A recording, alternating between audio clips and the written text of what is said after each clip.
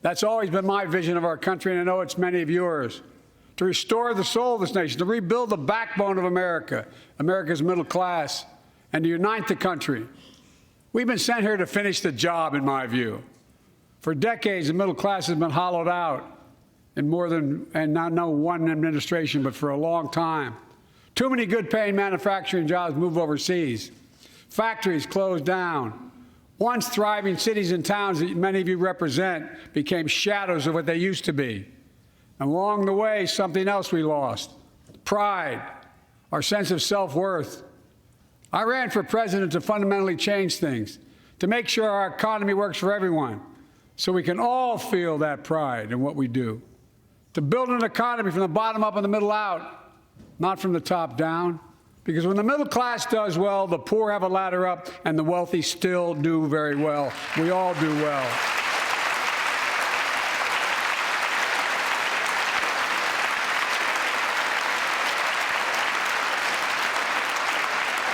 I know a lot of you always kid me for always quoting my dad, but my dad used to say, Joey, a job's about a lot more than a paycheck.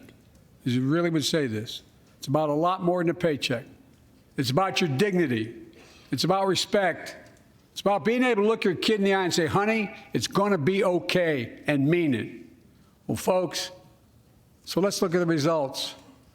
We're not finished yet by any stretch of the imagination, but unemployment rate is at 3.4%, a 50-year low.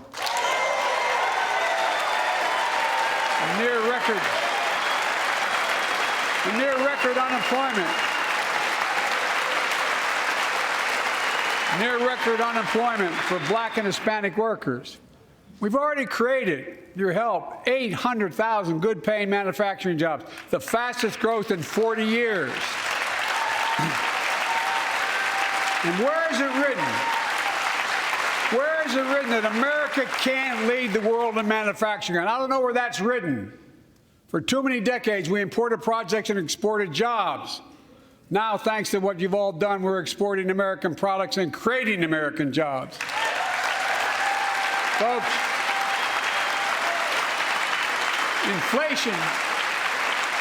Inflation has been a global problem because the pandemic disrupted our supply chains, and Putin's unfair and brutal war in Ukraine disrupted energy supplies as well as food supplies, blocking all that grain in Ukraine.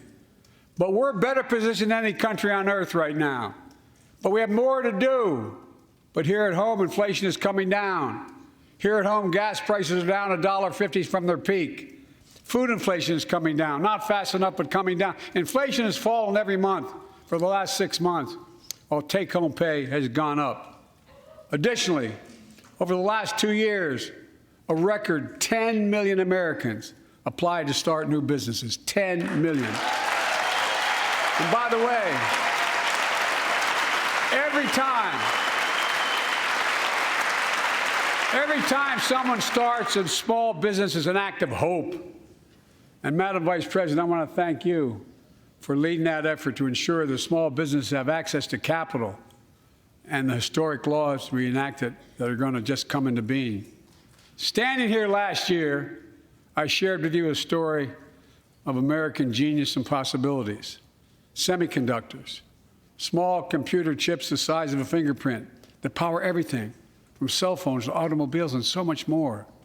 These chips were invented in America. Let's get that straight. They were invented in America. We used to make 40% of the world's chips. In the last several decades, we lost our edge. We're down to only producing 10%. We all saw what happened during the pandemic when chip factories shut down overseas. Today's automobiles need 3,000 chips, each of those automobiles. But American automobiles couldn't make enough cars because there weren't enough chips. Car prices went up. People got laid off. So did everything from refrigerators to cell phones. We can never let that happen again. That's why we came together to pass the Bipartisan Chips and Science Act.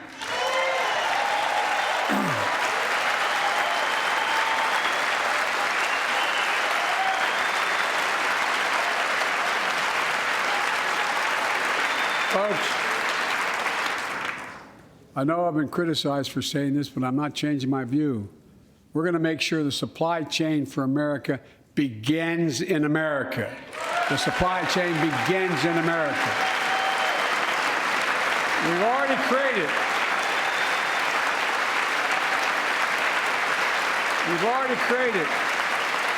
800,000 new manufacturing jobs without this law, before the law kicks in.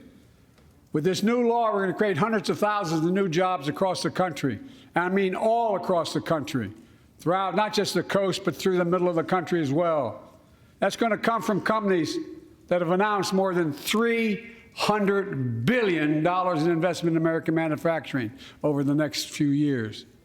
Outside of Columbus, Ohio, Intel is building semiconductor factories on 1,000 acres, literally a field of dreams. It's going to create 10,000 jobs, that one investment, 7,000 construction jobs, 3,000 jobs in those factories once they're finished. They call them factories.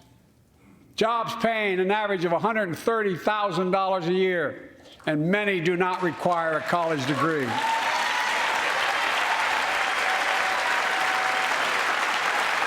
Jobs.